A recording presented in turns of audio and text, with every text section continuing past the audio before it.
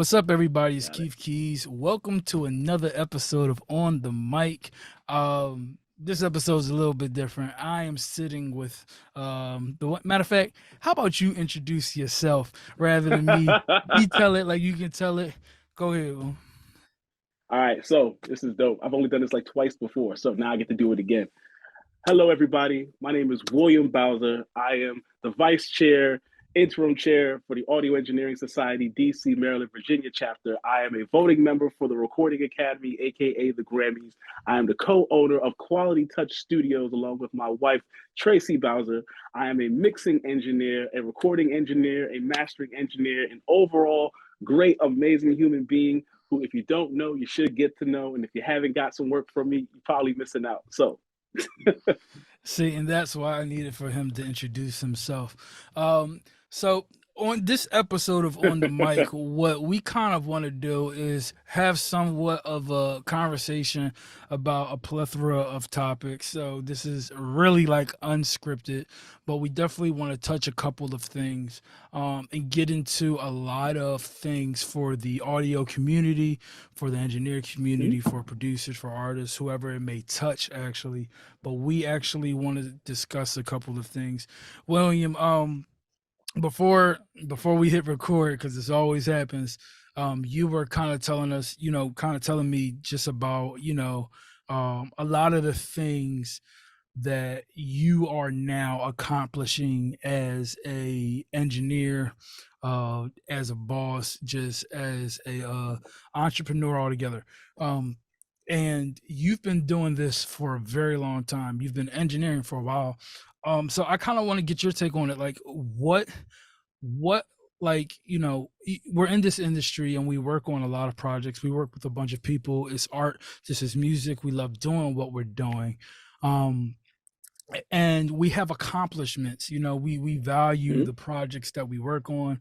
We're proud of them, and we gain a bunch of accomplishments as we go along. And you were stating how even a year-long tenure of engineering and doing what you do, that you're just now beginning to get the things that you always wanted to get, be in the rooms that you wanted to be in, Mhm. accomplish the things you wanted to accomplish, work on the projects you wanted to work on.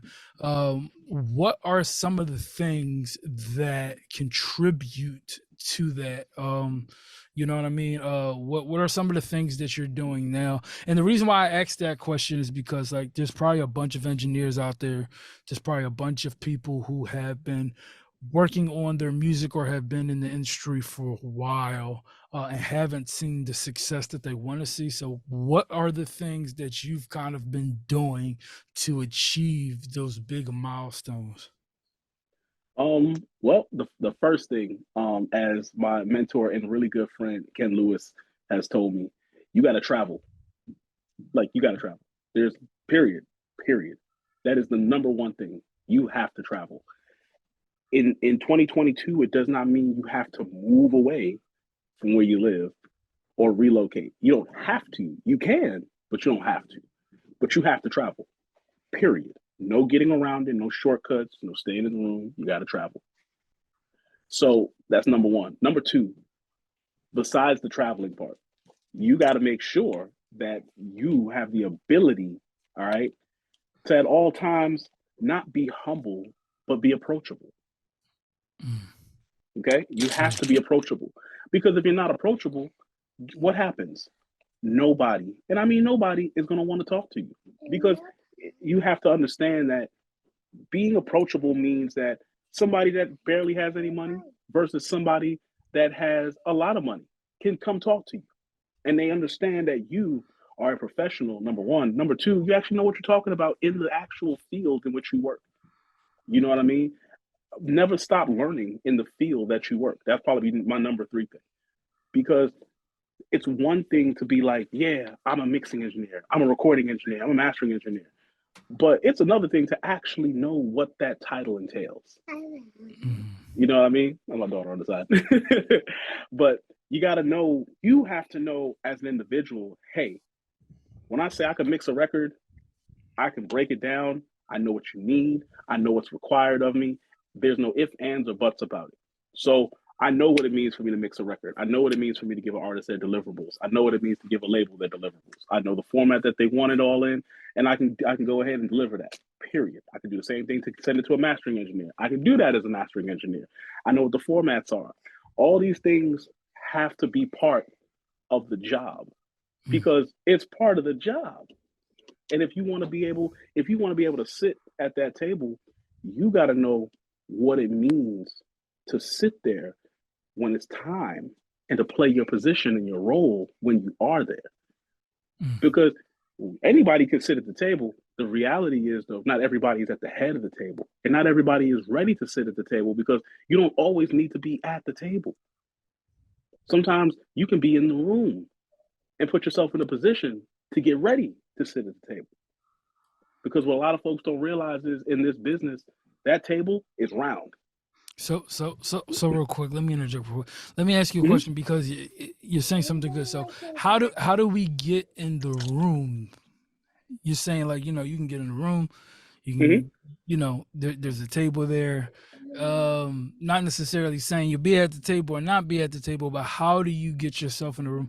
Because it's like talent now is everywhere. I believe that Yeah. everybody is talented, and because of technology, we get to see how much talent there actually is out there. But how do you differentiate yourself? How do you get yourself in the room? I mean, it's everybody's making music. Everybody is dope in their own right on whatever level that they're on. How do you get in the room? How do you get there?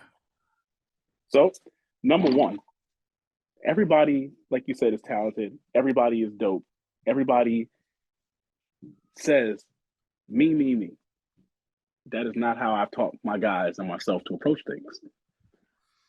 You know what I always ask everybody, and you can attest to this because I say it in messages and texts and stuff like that. Cool. How can I be of service?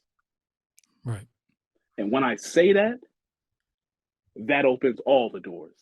That's the key. We're in the service industry. Right. Period. You're always in service to someone in the music business. You are. You just are. The person at the highest level in our industry is at the beck and call to everyone around him or her because they have to answer the calls every day, all day. And people don't get it. Oh man, you're a billionaire. You know what it takes to continuously run a successful multi-billion-dollar corporation? It takes one person gray hair Right. and a multitude of assistants. You see what I mean? That's the difference in the thought process. So for myself to be successful, I put myself in the shoes of, well, how can I be an asset and not a liability? That's your biggest thing. So how do you get in the room? Extremely simple. I make sure that I became an asset to every single person that knows me. So when the conversation of me and my name comes up, it's like playing the lottery. I had a better chance of winning when two people talked about me if both people understand and know who I really am. And they both said I'm an asset. And I totally agree with you, 110%. My thing though is hard to teach that to people. It's hard because honestly, I believe that it's somewhat of a character flaw, right? I Mm-hmm. believe that it's a characteristic more so. The idea to where I can be a servant, to where I can put pride aside and I can make myself valuable, because oftentimes it's oftentimes the key. I find that the key to success, it really isn't all wrapped up in the thing you're good at. It's Mm-hmm. it's it's wrapped up in the little connecting pieces that go Yep. around it. It's more so like, can I actually converse with somebody? Can I actually hold decent conversations? Am I thoughtful? Am I considering others? Am I doing my best to make sure other people are okay? Do I check in on people? Do I hold doors? Do whatever the case is. Oftentimes it's a little stuff is that. Now don't get me wrong, like, whatever you're good at and whatever people know you for, that's what they know you for. It's almost like that's what gets people in the room, but that's not what Mhm. keeps you there. You know what I'm saying? It's like I Yeah. don't. It's I've been fortunate to work with you know, a bunch of artists, and in my eyes, a lot of artists, some artists are way more like, I'm like humbled, man. I'm humbled that they even walked in the room. Like, you know what I'm saying? Like, it's like one of those type artists, you know, and oftentimes, you know, no matter how big somebody is, you get to kind of see people for who they are the more you work with them. And this is such a Oh personable yeah. industry. And the more you work with them, the more you get to see them. You get to see actually who they are. And Hmm. some of the people, you know, who you be humbled by and stuff like Oh, that. dude, It's it's like, it's why everybody loves Beyonce. It's the yo, reason why, because our industry is so small, right? That there are hundreds of people who have had interactions with her over 20 years, if not 1,000 people who could literally be like, you know what? I met her. You know what she did? She held the door for me. yeah. So, She, big as and she is, she held the door for it, me. and And it's it's like, funny you say that because everybody doesn't have that story, because there's like a saying, like I think the saying goes something like, you know, if you ever want to be disappointed, meet your idol. You know, because there's oftentimes there's a lot of people um who are great. Like, I grew up listening to absolute legends growing up, some artists, absolute legends. And I know, like, one of my mentors, he's a producer for one of these legends that I grew up, like, legend I grew up listening to. And come to find out, like, I don't think I want to even step in the same room with them. And it's crazy because it's like, you know, people's character really does show. And in this industry, your character kind of is everything. yeah, But I find it difficult sometimes to, other than just being yourself, it's hard to, you can't convince people that you are something that you're not showing them. So sometimes it's hard yeah. to convince people that, hey, yo, I'm a good person. No, seriously, I'm trying to tell you, I'm a good, you know what I'm saying? I think But you it's know what? more, What's that old saying? If I gotta tell you that I'm probably not, yeah, no, exactly. you know. Um, But so I it's, agree. I agree with you though. yeah, Uh, my my interactions have been a little different, slightly different. yeah, So I've met all of the people that I've looked up to. Like realistically, I've met all of them. I've wow, really met them all. There might be two or three people in this world left that I haven't met and conversed with, but that might be on a different level on business wise. mhm, But what I've learned from meeting my mentors is the opposite. I wasn't disappointed at all. If nothing, it made me real. It made me even even more of a stout individual to be like, oh yeah, I'm on the right path. Because when I met all of like the people I idolized, it just humanized them, and we became greater friends because it's like after that kind of wore off, which it wasn't like a oh my god and I'm kissing feet. It was a oh my god, you know, you got me through this and I did this and I thought of this.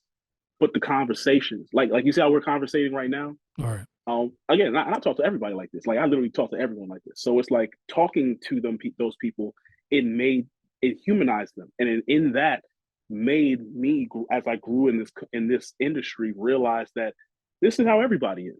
I can approach anybody. I can literally, we could be in the middle of the street, and if it's Jay-Z sitting at a dining room table chilling out, I can go say hi and ask questions or advice. Because if I don't, the opportunity may never come again. But there's a good chance if I do, I might make a brand new friend, mentor, ally, or acquaintance. And I'm so openly cool with that that has led to all of my success. Plus, I surround myself or build up the people around me who are already great in their own right. I'm here to be an asset. You know what I'm saying? So at all times, I'm trying to continuously give to my friends and family and my team because the time may come where I might need that. And I mm, don't want nobody, it's not the fact that I don't want someone to say no to me. I just want everybody to have the same amount of energy to say, you know what? When I didn't need it, you was there. Like, hey, here. And opportunities were flowing at all times. Now that you need something, here, here, take it, here. Because again, you never know. And that's why I kind of have my internal philosophy of I want to be an asset to everybody. I teach all my guys to be assets because yes, being an engineer is dope, and I love mixing records, but I equally love this business. You know what I'm saying? Like I love the business and having the assets as I look at them as well, which are other people as well, to say, hey, that distribution is dope, but you need marketing and promotion. Go holler at my man over here who works at Interscope or Sony or Rock Nation or this label. Like, go talk to the individuals that work there because they make those moves and those things happen. And you don't got to be signed to go talk to them. And they're not violating any contract or agreement. But it took how long for me to get to that point? That's cool. Guess what? It took nothing but one of my people saying, I'm having trouble with this, this, and this for me to say, hey, I got this. Here you go. No charge to me. You're gonna pay them because it's a job, and they're about to do work for you. But they're gonna do exactly what you're asking for in the budget that you're asking for. You see what I'm saying? And it's for you directly. Like that's as we were talking earlier before we came on the air. That's what I love about my journey. I've made it to that place. I've made it to those places. I got those people to have my back because I got their back.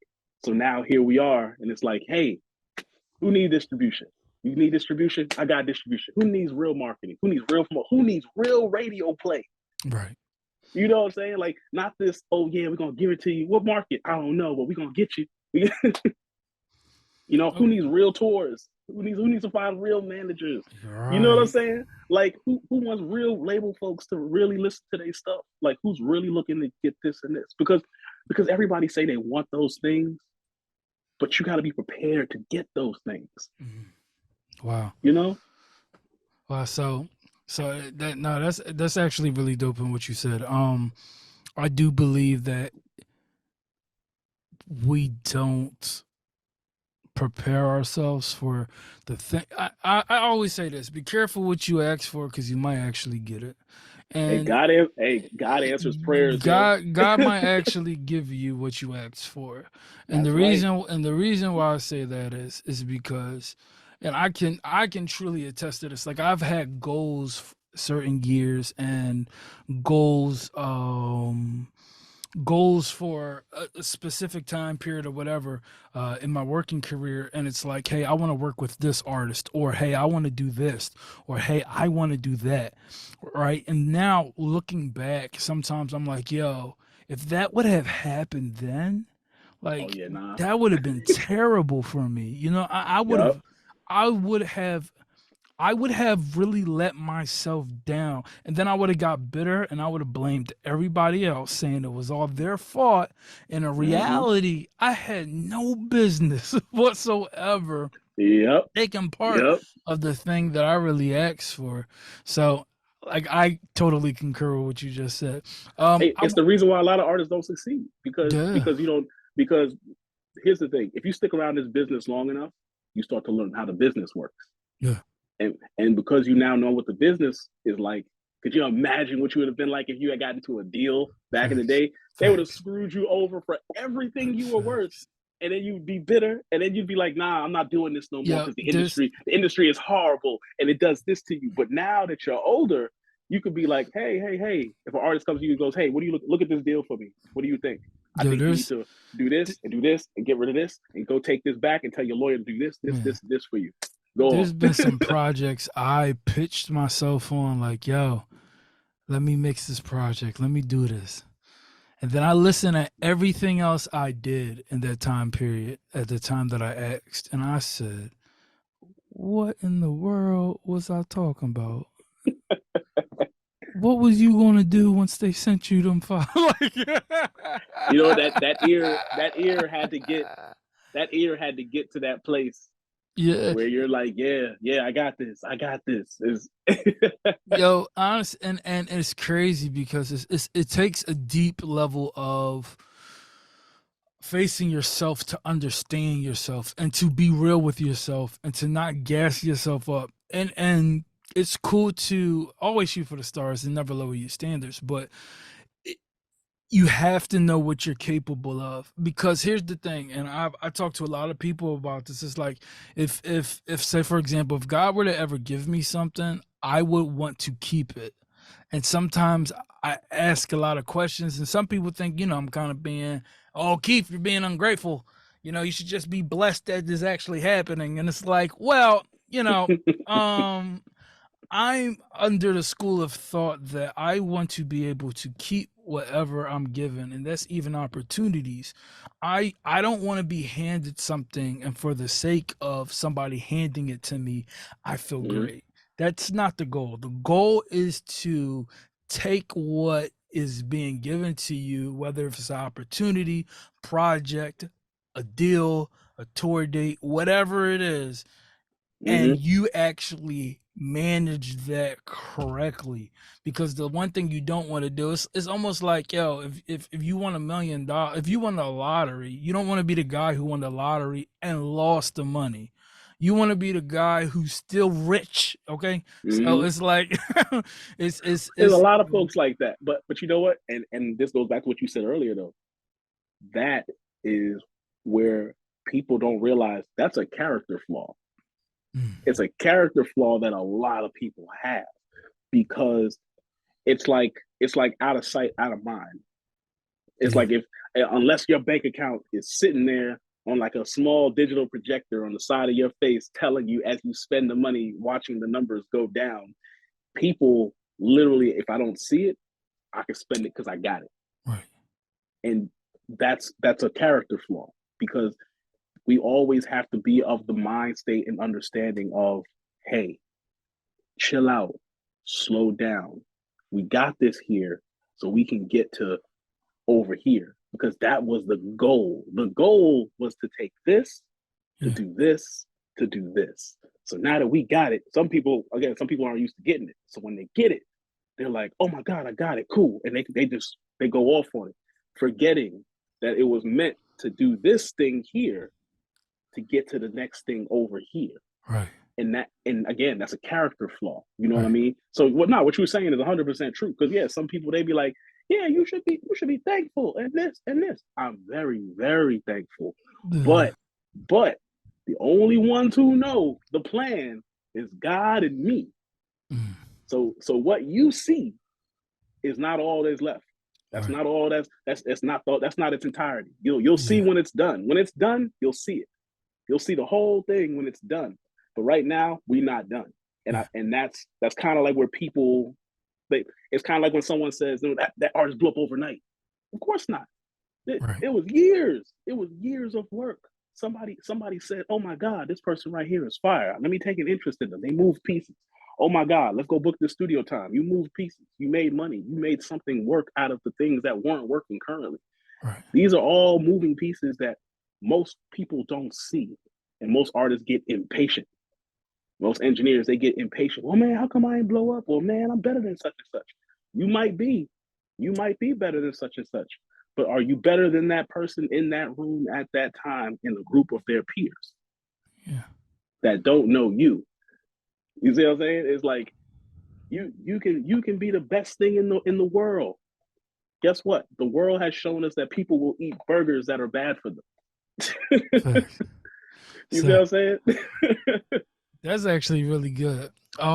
I wanted to and I guess we can just say add some structure. So guys, we're just talking about tips and things that we've learned that helped us in the industry that we're in. That helped us as engineers. That has just helped us inside the music industry. That has helped us to move into certain rooms. Helped us to actually accomplish the things that we want to accomplish. And one of those things for me recently has been meeting problems head on. Right. So like, Mm-hmm. um, and for me, maybe it's not just that. It's more so the things that you do not want to do. I try to Mm. do them without thought, without second thinking. Was if it's a hard conversation with an artist, if it's a meeting that I just really don't want to have, um, if it's another set of revisions, right? And you already on take three, right? You know what I'm saying? If or if it's a conversation about price, or if it's anything, I'm learning now. the things for me that the things that really move the needle for me isn't the skill. You know, d- that's cool. Got you. Taken care of. Done. But what moves the needle for me is those things that I really are hesitant to deal with. I try to do them right away as soon as I think about it. And that does a couple of things. Like number one, it takes the power out of it, right? Mhm. And then number two, me knowing that it's the things that actually move the needle for me, I'm actually closer to my goal because I got it done. And yes, it does make me very uncomfortable. Yes, sometimes I'm like, what in the world? Why did I decide? I should have thought this through and I should have did it, but I did it, you know.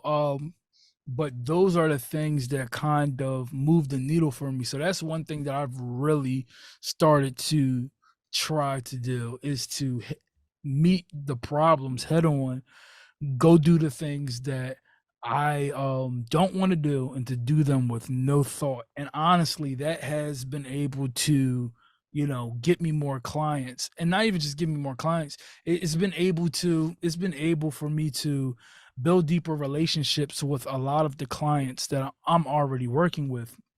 It allows me to get some projects that I thought that I would never get on my life. I mean, on my life, yo, I, I was in so I'm in a mastermind, right? I'm in a mastermind with a bunch of other producers, engineers, and songwriters, right? And I'm in this mastermind, and there's another person in the mastermind who I always like. I grew up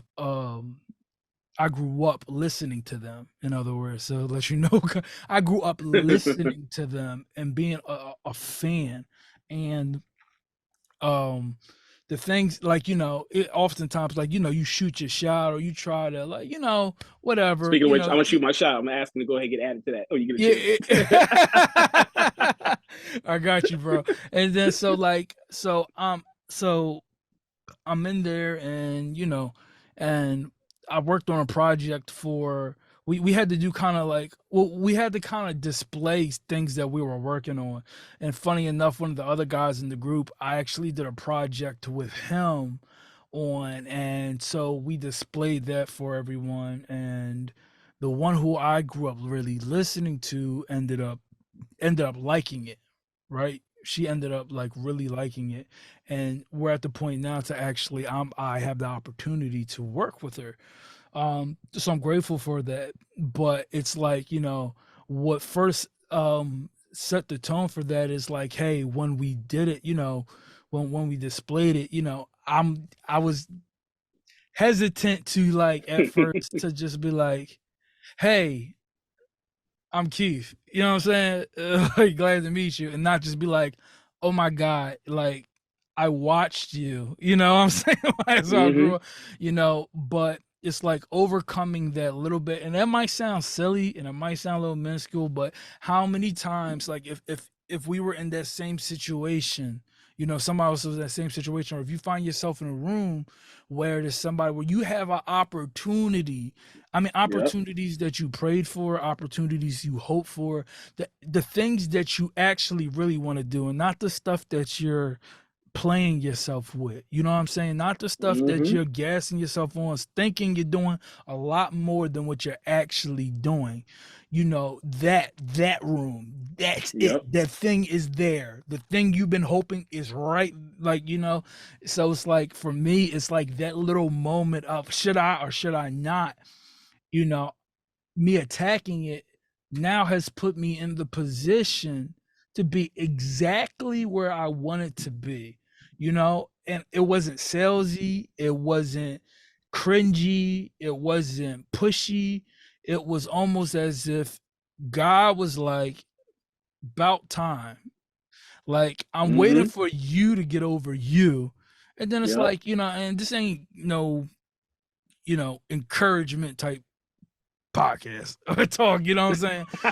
It's really not, but I know for myself the things that's been holding me back in my career hasn't been the music I'm making. everybody's pleased. I'm grateful that, I can count on my finger how many 4-star reviews I have. Yeah, on my hand, how many 4-star review I have. Everything else is 5 stars. You know what I'm saying? I'm Mm-hmm. grateful for that. So the talent that I have is I'm not questioning that. It's the things that we really, back to what we said before, the things that we kind of don't want to do. Those are the things that are Yeah. moving the needle for me. And honestly, I don't think a lot of people deal with that, talk to them, talk to themselves and actually deal with those issues to actually get them further than where they actually are. Oh yeah. I mean, again, it's kind of like the human condition, right? And I mean, on my end, I fully agree because it's like in my last 2 years of engineering, I've had some of my most craziest credits of my entire life. But Mm, these have been like the greatest moments engineering of my entire life. I've mixed records like right now. Um, James has a feature with 112. mm, I grew up listening to 112. I right, am a stupidly huge 112 fan. And I now get to have my name attached to this group that I grew up listening to, idolizing. You know what I'm saying? Like that, it's a getting to that place feels different. You know what I'm saying? right. I got I, I got vocals from some of the greatest artists in the world on my computer, sessions that records that didn't come out. But I literally can say, hey, I worked with this person. I've done all these things. Right. Just I think people sometimes they kind of they look at the cliff and look over it and say it's too far down to jump. And then they look at us and ask us, how did you do it? Mm, And even though the answer is very simple and they already know the answer is, well, I looked over too. And I said, fuck it. yeah, That's jumped. it. So sometimes that's all you can say because as I've grown now, as I get in my years now, I ask myself now, well, what is not jumping got you? Mm, And I have a lifetime of what not jumping looks like. So I know what that is. yeah. So, So can no one ever tell you or me or anybody else that we know that's in our business, well, you don't know what it's like on of course we do. We all started from that side. It's just so happens that when we all at some point we all looked over at different times and said, you know what, it is what it is, and we just took the leap of faith because no one ever says that when you jump you're going to land on your feet. The reality is no one lands on their feet when you jump. Everybody gets muffed up and jacked up and you roll in the dirt a little bit, but at some point you stop, you get up, you dust yourself off, and you realize, okay, that wasn't as bad as I thought it was, and now mm, I'm here, right. and now I'm here. So now that I'm here, I'm gonna do these things that I said I was gonna do when I got here. Mm. And then you see another cliff, and guess what? It's the same thought process. You look over that cliff, and you say the same thing, man. This is a So, large cliff. so we're saying a lot. And let me say this for everybody who's watching. I'm not the mindset guy. That's not me. Like I'm like, yo, tell me to play. Show me what I gotta do. Show me the strategy. Like I get it. It's all about whatever. You know what I'm saying? But I'm that guy. Like don't come here with the mindset. But it's crazy as we're talking that that's exactly what it is. It's like Mm-hmm. it's almost like when you shake somebody's hand and they don't give you a firm handshake. It's like right then and Yeah, there. It's like you're like, really? it's like I don't know who you are, but based off of the way you shook my hand, like Nah, nah. we You know what I'm good. saying? Like I'm it's like good. if somebody grabbed your fingers like this, like what are you like? I don't care who. No, I know no, what you mean. I know like exactly what you mean. no. Like, you know what I'm saying? Like that's Yep. but honestly, like it really is mindset, Yeah. it takes a this industry is brutal. No, Oh because man. people Ooh. are either number one brutally honest or they're really lying to you. Okay, so Hey, look, dog. I will interrupt you this one time to say this for everyone and anyone watching. I hope this becomes the part that goes like all viral for you. Pray to God that you run into everyone in our industry that is brutally honest. That, yeah, that that is what you want. When you say you want people that you can trust, that to be your day ones, every person, whether you pay them, they rock with you, you want them to be 100% yeah, brutally honest at all times. Look, hey dog, your breath stinks. You about to do an interview. Go pop some mints. Damn, okay. No, that's for your benefit. That's good. Nah, dog, that deal looks like some ass. Nah, that song, you saying that you were off key. I don't know. This mixing some ass. That master sound like it's taking too much out of the bass, yo. I don't care if that's your man's or not. You tell him to go ahead and tighten that shit up. Yes, you want these people in your corner. You want yeah. you want the person that says, "Hey, man, you can do better." Yo, honestly, yo, in my whole entire career, every artist I worked on, every single song that I ever put out, this week was my first week. I had an artist tell me, "Hey, yo, that was trash." hey, I can. it wasn't trash next time. I mean, yeah, and no, first. I'm gonna humbly say this. You know what I'm saying? I'm gonna humbly say this. I don't believe it was trash, at all. I mean, honestly, nah, I ain't even gonna say that. I'm just gonna say this. This is my first time ever hearing that. Ever, right? And still that's up for debate. It's very subjective of right? But it's like when somebody told me that, it's like I can't get mad if that's your truth.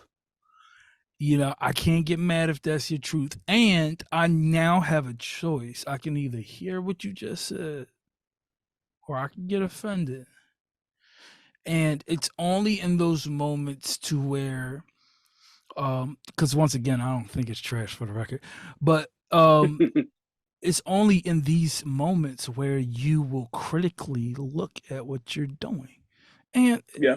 what you're doing may not be wrong, and what you're doing may be exactly what you need to do to get to the next artist, get to the next project, get to the next single, Yeah. get to the next business meeting, to get to the next opportunity. This may very well be it, but it's when those brutally honest moments come where you take a reflection moment and you look at what you're actually doing, and is it wrong? Is it trash? Or is it, or be real with yourself. It may not be trash, but you probably could have did something better. You probably could have did better. Well, You could, life is full of teachable moments. You know what I'm yeah, saying? But yeah, but the only but see, that's the thing. Once you're out of school, as an adult, you are the only one that can verify and realize when there's a teachable moment happening. Because there's a lot of folks that are quick to anger, right, but then you miss the jewel of the moment. You know what I'm saying? Because now you're angry, so you want to spout back. You want to say something back. You want to rebuttal real quick. You know what I'm saying? You want to retort to whatever's getting told to you. right. But in the moment, in that very honest moment, you could also say, "All right, why?" And now the conversation starts Right. because because again, there's two trains of thought here. Because what you say next turns on one side into a conversation, but on the other side, an argument. Mhm. You see what I'm saying? Now, there's nothing saying that one of these things or both of these things will not go down the same path and intersect with each other. How an argument can turn into a conversation, or a conversation can turn into an argument. But 9 times out of 10, how you started is how you're going to finish it. Mhm. You know what I'm saying? Now, of course, this depends on the individual. But again, these teachable moments, these little times and places where jewels can be learned, is how we all start to see the world for what it is. Yeah. So at that moment, when the artist says, "Man, that's some trash," you go, "All right, why? Tell me why." And the artist begins to tell you the why. Or they say, "I don't know why." Right. All right, cool. So let's figure it out because you're here with me. Now, if I'm delivering trash and you're here with me, well, one of us right now is the catalyst for why we're delivering trash because we're in Right. this together. We in this together. So if I don't think it's trash, but you think it's trash, hey, there has to be some kind of resolution here. And Right. that's the thing. And that's just one moment. You know what I'm saying? Like, and I got, see, I'm on the other spectrum. I've had a lifetime of times where people have been like, I don't know, well, oh, that's bad. And nah, dog, that ain't it, or that ain't the one. Versus the, oh my God, you're the best, and this, that, and the third. That's cool. But I look up to the best. Yeah. And they told me that they make mistakes. So I know mistakes happen. But you know what they also told me? They take every mistake, they learn from every mistake, and they realize that mistake is going to make them better than everybody else. Right. Period.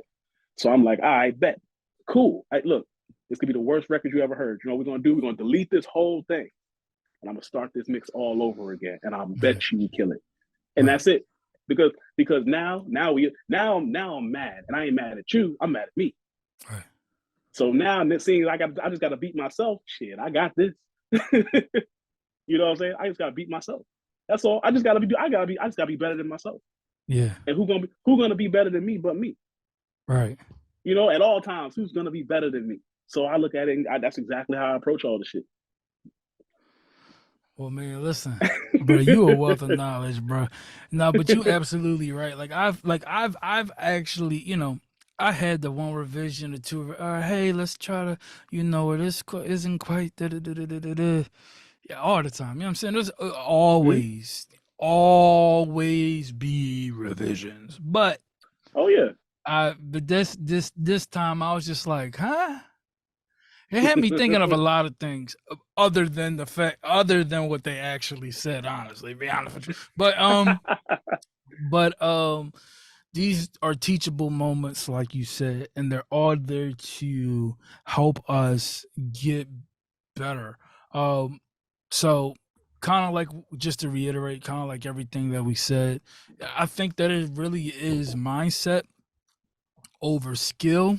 Sometimes I really do think that it's how you approach a thing versus can you actually do the thing. Mhm. um I think that a lot of times people don't have opportunities because they didn't walk up to the door. They're dreaming about what they're going to do once they get inside the room. Once they get inside the room, and they will not walk to the door. And they don't even know Man. that they're not walking to the door. So this is definitely good. This is definitely good. So I don't want to go too far over time. We definitely gonna do a part two. This was very Oh good yeah. for the engineer, for the artist, for the producer, for the musician, for the songwriter, for whoever you may be. These are just a couple of things that we've learned throughout our career, things that we've learned through our journey that has helped us get to the very next level. It helped us get into places that we never would have thought we would be in, but we're here. Thank you, Jesus. But Yes. but we take these things seriously. I know we've been joking a little bit, but we take these things seriously, and these are the plays we've been running and things we've been doing to overcome our mindset so that we can have and accomplish everything that we set out to accomplish. So, William, I thank you for jumping on. We're definitely going to do a part two to this. We definitely going to put that one in the books for sure. Um, Appreciate it. any last words for all the viewership? Tell them a little bit about how they can reach you, how they can find you, what you can do for them. Well, yeah. I actually have a mixing class that I do every month. Once a month. It's on a Sunday for 2 hours. And it's literally called mixing class. So you can go to my website at wbmixing.com and you can go check that out.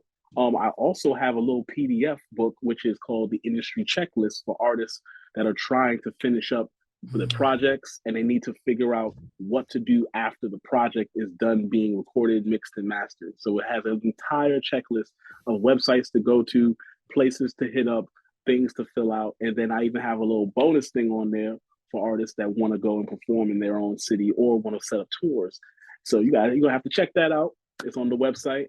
And of course, you can look me up, William Bowser Engineer on Google. I am literally everywhere. So I'm doing everything for all things and people. I have credits everywhere. So it's fun. And for everyone who does not know me, I am Keef. I am the engineer and producer that artists trust with their music to sound professional. Um, if you're interested, I got a bunch of free things for you that's going to be here listed below. And everything that William says, I'll make sure that is down below for you as well. If you need I have a free pre-mixed worksheet checklist for anyone who is sending their music off to an engineer and you find yourself having problems. I have a worksheet for you, a checklist for you. It's free. It's absolutely free for you to have, so that engineers and you don't have a headache and don't have a problem with each other ever again. You can click that link below. I have an independent ebook. I have an independent artist ebook. There's some free instrumentals. There's some tips on recording below as well. Yeah, and I think that's about it. So if you need to find me, you can find me KEEF_KEYZ on Instagram, or you can just Google me. You can just Google if you need to reach out. But we appreciate y'all, and we'll see y'all in the next video. All right, y'all. Peace.